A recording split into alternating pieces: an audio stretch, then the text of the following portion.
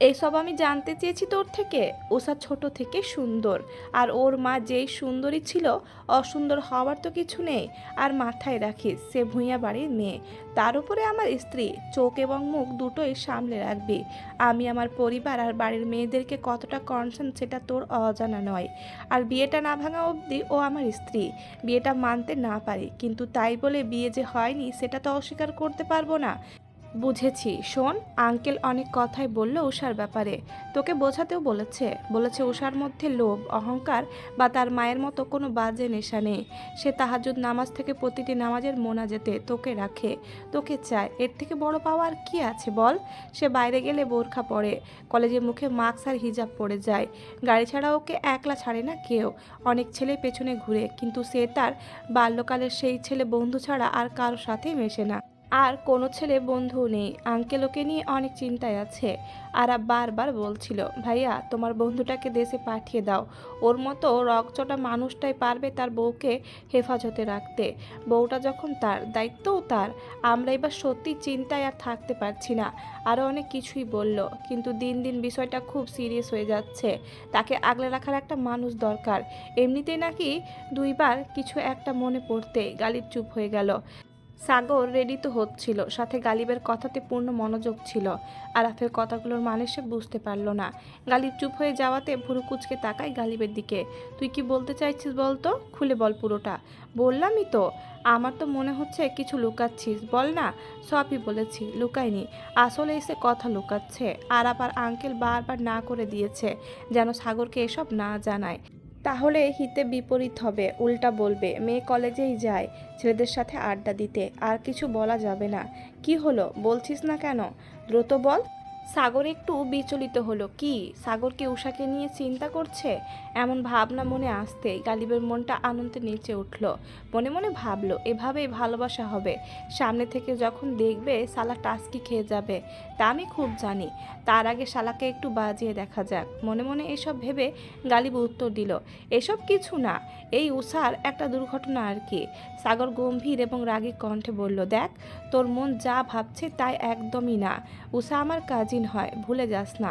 আমার পরিবারের ব্যাপারে সব জানার এবং ওদের রক্ষা করার সব রাইট আমার আছে।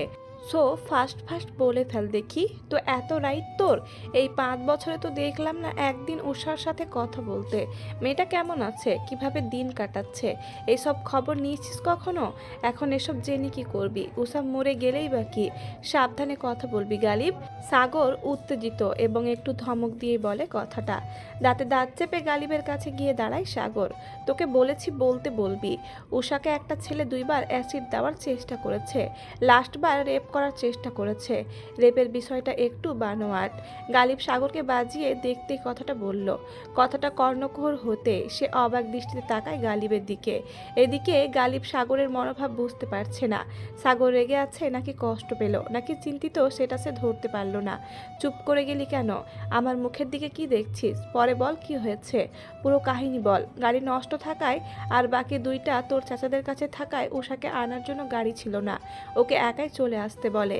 পরে কোচিং শেষে উষা একাই বাসায় যাচ্ছিল।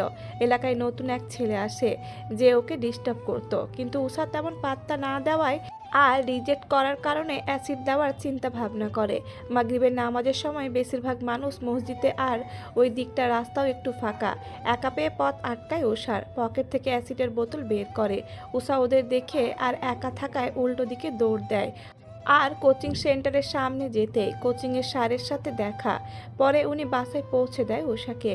আর আরাফরা কেউ তখন ঢাকায় ছিল না। পরে অবশ্য আঙ্কেল অনেক চেষ্টা করেছিল জেলে নেওয়ার, প্রমাণ না থাকার কারণে পারেনি। সাগর অবাক হয়ে যায়। এই তার রক্ষণশীল পরিবারের অবস্থা, একটা মেয়েকে রক্ষা করতে পারছে না। সে তো শুধু ভূঁইয়া বাড়ির মেয়ে না, সে তো রিফতিহাত ভূঁইয়া সাগরের বউ। ভেতরে ভেতরে ক্রোধে ফেটে যাচ্ছে সাগরের, কিন্তু তার 1 ইঞ্চিও গালিবকে বুঝতে দিল না। বাট সাগর জানে সে না বললেও গালিব বুঝে যাবে। এই গালিব আর নেহাল তার পরিবারের পরে জীবনে পাওয়া সেরা উপহার। সাগরের থেকে 17 দিনের ছোট নেহাল। একে তো ফুফুতো ভাই, তার ওপরে বেস্ট ফ্রেন্ড। সাগর মনে আঘাত পেয়েছে, এরকম একটা ঘটনা তাকে কেউ জানায়নি। নেহালও না। ইচ্ছে করছে ছুটে চলে যায় দেশে, শরীরের সব রাগ ঝেড়ে আসি। পরে আবার কবে অ্যাসিডার রেপ করার চেষ্টা করেছে। অনেক বেশি রাগান্বিত আর চিন্তিত হয়েই সাগর কথাটা বলে। আবার আরেকদিন বৃষ্টি ছিল, তাই উষা একাই বের হয়, গাড়ির জন্য আর দাঁড়ায় না। পরে মাঝ রাস্তায় ওই ছেলেপুলেরা ওকে ধরে ফেলে। উষা খেয়াল করেনি ওরা বৃষ্টির কারণে মেবি দোকানে আশ্রয় নিয়েছিল। উষাকে দেখে বের হয়ে আসে আর পেছন থেকে ধরে ফেলে। এটা আবার দোকানদার দেখে ফেলে, কিন্তু ছেলেটা বখাটে আর উগ্র বলে কিছু বলার সাহস পায় না। দোকানের কাছে তোদের দারোয়ান চাচার নাম্বার ছিল, পরে ওনাকে কল দেয় আর উনি আরাফকে জানায়। আর আরাফ রাফিদ আর সাদাফকে নিয়ে বের হয়ে যায়। আঙ্কেল পুলিশকে কল দিয়ে আগে জানিয়ে রাখে। নাহিদ চাচা তখন সিলেটে ছিলেন, যে কারণে উনি এখনও কিছু জানেন না।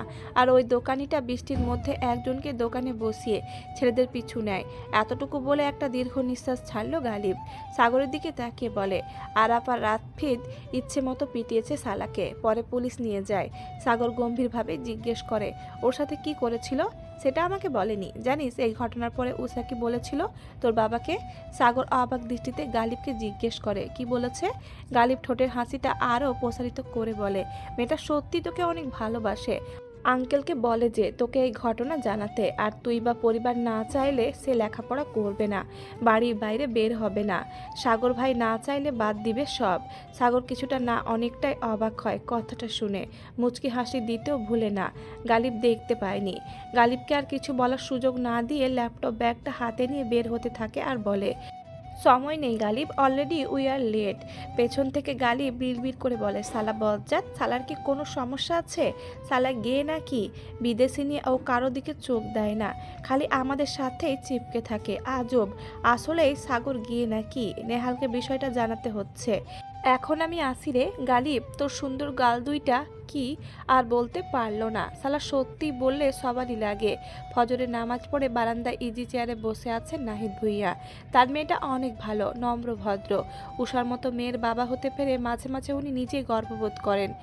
মেয়েটা বিরতিতে আছে, নামাজ নেই। নামাজ না থাকলেও প্রতিদিন ওঠে বাবা, দুই চাচা আর ভাইদেরকে নামাজের জন্য তৈরি করে দিয়ে সব গুছিয়ে তারপরে মসজিদে পাঠায়। এক্ষেত্রে সব দায়িত্ব সে নিজেই পালন করে। খুব বেশি অসুস্থ না থাকলে মিস হয় না। প্রতিদিন নামাজ শেষ করে সবার জন্য চা কফি বানিয়ে রুমে দিয়ে আসবে, আর এরপরে এক ঘুম দিবে, একদম 9টায় উঠবে। নিজের সহজ সরল আর বোকা মেয়েটার ভবিষ্যৎ নিয়ে খুবই চিন্তিত। নিজের মেয়ের ভাবনায় মশগুল ছিলেন নাহিদ ভূঁইয়া। দরজার বাহির থেকে নাবিল ভূঁইয়া অনুমতি চাইল। নাহিদ, ব্যস্ত, আসবো ভেতরে? আসো ভাইজান, আমার রুমে আসলে তোমার অনুমতি নিতে হয়? ম্যানার্স বলতে কিছু বুঝিস? তোর মতো বেকালামি হয়েছে, পাশের চেয়ারে বসো। উষা চা নিয়ে আসবে হয়তো এখনই। নাবিল ভূঁইয়া চেয়ারে বসতে বসতে বললেন, আমি জানি কাল সারা রাত তুই আর তোর মেয়ে কেউই ঘুমাতে পারিসনি, আমরা ঘুমাতে পারিনি। আরাফের মাও সারা রাত ছটপট করেছে। উষার মুখটাও কেমন মলিন হয়ে আছে। সাগর যদি সত্যি উষার সাথে এমন কিছু করে, এই পরিবারের সুনামি হবেই। সাগরের ভাইদের গায়েও তো একই রক্ত, সব কটাই তো রকচটা, তাণ্ডব লাগিয়ে দিবে। রাফিদ তো এমনিতেই কথা বলতে চায় না সাগরের সাথে। দেখো ভাইজান, এমন কিছুই হবে না। আমার সাগর বুঝবে, ও ভয় পাচ্ছে। এতদিন দূরে থাকলো না, দেখবে সব কেমন ঠিক হয়ে যায়। নাবিল ভূঁইয়া অবাক হলেন। এই 5 বছরে কত কিছু ঘটে গিয়েছে। একবারের জন্য নিজের মনোবল হারায়নি তার দুই ভাই। তাই যেন হয় নাহিদ, ছেলেটার যেন সঠিক বুদ্ধি হয়।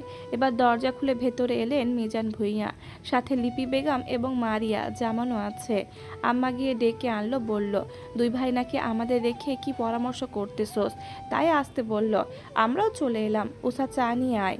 চেয়ারে বসতে বসতে দুই ভাইয়ের উদ্দেশ্যে কথাটা বলে সৃজন ভূঁইয়া। উষা চা নিয়ে আসলে খবর পাঠাতাম আপনাদেরকে ডেকে আনতে। উষা চা নিয়ে ভেতরে ঢোকে, সবাইকে চা দিতে দিতে বলে, আমার এক্সামের আগে চলো না আমরা একদিন কোথাও ঘুরে আসি। উষার কথা শুনে মারিয়া জামান খুশি হয়ে বলে, তোর এক্সাম শেষ হোক। আমার বাবার বাড়ি মানে শহরে না গ্রামের বাড়িতে যাব সবাই মিলে। সবাই এক সুরে বলে উঠল, হ্যাঁ, যা হবার এক্সামের পরেই হবে, আগে কিছু না। লিপি বেগম উষার হাত ধরে টেনে নিজের পাশে বসায়। তোকে যে না করি সকাল সকাল উঠে এসব করতে হবে না, কথা শুনিস না কেন? তোর নিজের সংসার এটা, আমরা তো আর তোকে না করিনি। একটু বড় হ, তারপরে পুরো দায়িত্বটাই তোর ঘাড়ে পড়বে। বাড়ির বড় বউদের যে অনেক দায়িত্ব। উষা বাবা চাচার সামনে লাজুক হাসে বড় আম্মুর কথা শুনে। দেখ দেখ আরিসা, এই মেয়েটাকে দেখ কি কিউট, উফ পুরা কুচুমুচু রে। নিজের চোখ ঠিক কর। ছি সাফাত, আমার ভাইদের মধ্যে কেউ তোর মতো না। তোর চরিত্র এত খারাপ কেন? আমি অতি শীঘ্রই মামা আর আরাব ভাইয়াকে বিষয়টা জানাচ্ছি। তোর একটা ব্যবস্থা করতেই হবে। আরে এখানে চরিত্র খারাপের কি আছে? আজব, সুন্দর জিনিসকে সুন্দর বলবো না? আর তুই আমার চরিত্র নিয়ে কথা বলছিস কেন? তোর কথা শুনে মনে হচ্ছে আমি কত মেয়েদেরকে জানি চিপা চাপায় নিয়ে গেছি। বেয়াদব বেডি, তুই আমার বোন নামে কলঙ্ক। উসাই পারফেক্ট। আর তাছাড়া একটা কথা মাথায় রাখিস, এই আবরার ভুইয়া সাদাব এমন কোনো কাজ করবে না যাতে তার চরিত্রে দাগ লাগবে। হ্যাঁ তাই তো, যেই মেয়ে দেখি সেই মেয়ে দেখে পাগল হয়ে যাস। থাপড়ায়া গাল লাল বানাইয়া দিব বেয়াদব। কই মেয়ে দেখে পাগল হয়েছি? জাস্ট বলছি মেয়েটা সুন্দর। হ্যাঁ তুই সেটাই কেন বলবি? নজর হেফাজত কর, মেয়েদের দিকে কুনজর দিবি কেন? ও মোর আল্লাহ, তুই দেখছিলি আমি কুনজর দিচ্ছি না সুনজর দিচ্ছি? শয়তান মহিলা। আলিসা রেগে মেগে সাদাবের দিকে তেড়ে গেল এবং তেজি কণ্ঠে বলল, একদম মহিলা বলবি না আমাকে। কেন বললে কি করবি তুই? 100 বার বলবো, তুই বেডি, তুই মহিলা। শালা, আমার ক্লাস আসতেছে, তোকে জুতা পিটা করব আমি। আবার এসব বললে তুই বুড়া খাটাস। সাদা ভেঙচি কেটে বলে, হ্যাঁ যেই না আমার চেহারা তার আবার ক্রাশ। হা হা হা, কি বলিস রে শুভ? এই হাবাত্তার মতো পোলা নাকি কারো ক্রাশ হয়? তাচ্ছিল্য হাসে সাদাব। হ্যাঁ রে সাদাব, ঠিকই বলেছিস, ছেলেটাকে দেখতে কেমন কিউট লাগে। সে আসলে তেমন কিউট না, কিভাবে যে খাইছে ওয়াকথু। আমার সেই দিনের ক্যাফেটেরিয়ার কথা ভেবে গা গুলাচ্ছে। লিটা কথাটা বলে শেষ করতে পারেনি। আরিসা এক প্রকার খামচে ধরে লিটার মুখটা। একদম কথা কম বলবি, তলে তলে যে আমার ভাইটার প্রেমে হাবুডুবু খাচ্ছ তা কি আমি বুঝি না? শুভ খুবই চিন্তার সহিত প্রশ্ন করে, এই পেতনিটা তোর কোন ভাইয়ের দিকে নজর দিয়েছে রে আরু? কে আর? আমাদের প্লেবয় সাদাব। এই পর্যায়ে সাদাব আর কিছু না বলে চুপচাপ জায়গা ত্যাগ করে, একবার পেছনে তাকায়ও না। বন্ধুত্বে সে এসব একদম মানতে পারে না, আর শুভর সামনে এই ব্যাপারে সে খুবই ইনসিকিউর ফিল করবে। তার ওপরে শুভ সে কবে থেকে ভালোবাসে লিটাকে, নিজের বেস্ট ফ্রেন্ডের সাথে। আর যাই হোক, সে বেইমানি করতে পারবে না, অনেক বুঝিয়েছে লিটাকে। তার থেকে বড় কথা, সাদাব এখন এসব প্রেম প্রীতি নিয়ে ভাবেও না। জাস্ট আরিসাকে রাগাতেই মেয়ে দেখলেই লাভ দিয়ে ওঠে। আরিসাও বেশ বুঝে এসব শুধু ঝগড়া করার বাহানা। আরিসা লিটার মুখটা ছাড়তেই বলে, কেন ওর সামনে বলতে গেলি এসব? এমনিতে সে এখন ইজি ফিল করে না আমার সামনে। শুভ মনে মনে ভাবে, মেয়েটা কি কখনোই আমার অনুভূতি বুঝতে পারবে না? এই যে এত এত কেয়ার করি, ভালোবাসি, তা কি সে বুঝতে পারে না? শুভ গভীর দীর্ঘশ্বাস ছাড়ে। পেছন থেকে আরিসা গলা উঁচিয়ে সাদাবকে ডাকে, এই সাদাব, আমাকে নিয়ে যা, আমি যাব তোর সাথে। কালকে চলে আসায় উষা রেগে আছে, আজকে যেতে হবে, জলদি আয় তাহলে। যাই রে, কাল ভার্সিটিতে দেখা হবে। চার বন্ধু ধানমন্ডি লেকে এসেছিল আড্ডা দিতে। আরিসার সাদাব সম্পর্কে মামাতো ফুফাতো ভাই বোন হলেও বয়স এক হওয়ায় একই স্কুল কলেজ এবং অবশেষে একই ভার্সিটিতেও পড়তেছে। ভাই বোন আর বন্ধুত্বের পরে ওদের আর একটা সম্পর্ক হলো সাপে নেউলের সম্পর্ক। উষার সাথে সাদাব এবং আরিসার খুব ভালো ভাব হলেও একে অপরের জন্য ওরা সাপ পেয়েছে। আরিসা সাদিবের বাইকের কাছে পৌঁছাতে সাদাব বলে, এই মোটু, তোকে আমার বাইকে উঠাতে হবে এখন? আল্লাহ, এর আগে আমি মরে গেলাম না কেন? কতবার বলেছি এই সিটটা শুধু আমার বইয়ের জন্য। তার থেকে বড় কথা, তোর গায়ের যে গন্ধ, উফ ইয়াক থু। বলতে বলতে থুতু ফেললো। আরিসার আগে কটমট করতে করতে বলে উঠল, তোর মতো ছাগলের সাথে কে যেতে চাচ্ছে বল? আর তুই কি বললি আমার গায়ে গন্ধ? নিজের গায়ের গন্ধটা একবার দেখ, এই গন্ধেই তো আমি অজ্ঞান হয়ে যাব। ছি ছি, কি বললি তুই? আমার গায়ের গন্ধে অজ্ঞান হয়ে যাবে? যাক, স্বীকার করলি তো যে আমার গায়ে গন্ধ সুন্দর। যে কেউ এই গন্ধ পেয়ে মাতাল হয়ে টাল হারাবে। আর মাতাল হবেই নাই বা কেন? দামি ব্র্যান্ডের সুগন্ধি যে মেখেছি, মাখবি না কেন? সপ্তাহে একদিন গোসল করলে তো এসব ব্যবহার করতেই হবে। পারফিউম আমাদের জন্য হারাম। পারফিউম দিই না, তাও দেখ শরীর থেকে সুগন্ধ বের হয়। কথাটা বলেই নিজেকে আরও 2 কদম এগিয়ে নিল সাদাফের দিকে। সুগন্ধ না, ডাস্টবিনের গন্ধ, ইঁদুর পচা গন্ধ। বাড়ির সবাই আজকে তোর মতো গন্ধওয়ালি পেতনির গন্ধে অজ্ঞান হারাবে। কি বললি তুই? বলেই সাদাপের পিঠে ধূপধাপ কিল ঘুষি বসিয়ে দিল আরিসা। আরে থাম থাম, এমনি মারতে থাকলে কোনো মেয়ে আর আমাকে চয়েস করবে না গাধি। বাইকে উঠ, দেরি হয়ে গেছে, বাড়ি গেলে মার খেতে হবে। তুই যা তোর ভাঙা বটবটি নিয়ে। What do you mean by ভাঙা বটবটি? আমার নিউবার 15 এটা। আর বা R15 হোক হোক যা খুশি হোক, আমার কি, উঠ জলদি, আজকে রাইডে যেতে হবে। উষার মনটা খারাপ। আরিসা মনে মনে ফোন দিয়ে বাইকে উঠে বসে। রান্নাঘরে তরকারি বসিয়ে ধ্যানে মগ্ন মারিয়া জামান। লিপি বেগম পাশে এসে দাঁড়ায়। মারিয়া জামানকে অন্যমনস্ক দেখে শোধায়, কি হয়েছে, কোথায় হারিয়ে গেছিস? তরকারি তো পুড়ল বলে। ভাবছি ভাবি ভাবছি। লিপি বেগম তড়িৎ ঘাড় ঘুরিয়ে তাকায়। কি ভাবছিস? কিছু হয়েছে? নাবিলের সাথে আবারও ঝগড়া হয়েছে? না, সেরকম কিছু না। ভাবছি উষাকে নিয়ে। জানোই তো আরাপ কতটা ভালোবাসে ওকে। ছেলেটা কাল রাতে কয়েকবার রুমে আসে, বারবার একই কথা বলে। উষার মধ্যে কি কোনো কমতি আছে? কেন সাগর এমন করছে? লিপি বেগমের মুখটা কালো হয়ে আসে। চিন্তার ছাপটুকু এবার পাল্লা দিয়ে বেড়ে যায়। এই একই চিন্তা তো নিজেও করছেন, সাথে নিজের স্বামীকেও ভুগতে দেখছেন। এবার বদনাম হলে যে বাবা মেয়ে কেউ বেঁচে থাকতে পারবে না, সেটা তো আমিও ভাবি রে মারিয়া। এবার যদি গায়ে ডিভোর্সের ট্যাগ লাগে, মেয়েটা তো পুড়বেই।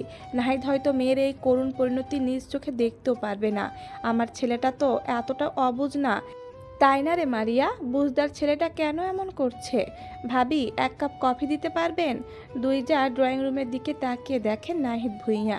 সাধারণত এমন সময়ে তিনি বাসায় থাকেন না। আজকে শরীরটা খারাপ বলে বাসায় চলে এলেন। আপনার কি শরীর খারাপ দাদা? লিপি বেগম বললেন। আচ্ছা নাহিদ বসো, আমি কফি নিয়ে আসছি। হ্যাঁ ভাবি, রাতে ঘুম হয়নি। আর বড় ভাবি, আপনি চাটা রুমেই পাঠিয়ে দিন, রুমে ফ্রেশ হয়ে রেস্ট নিই।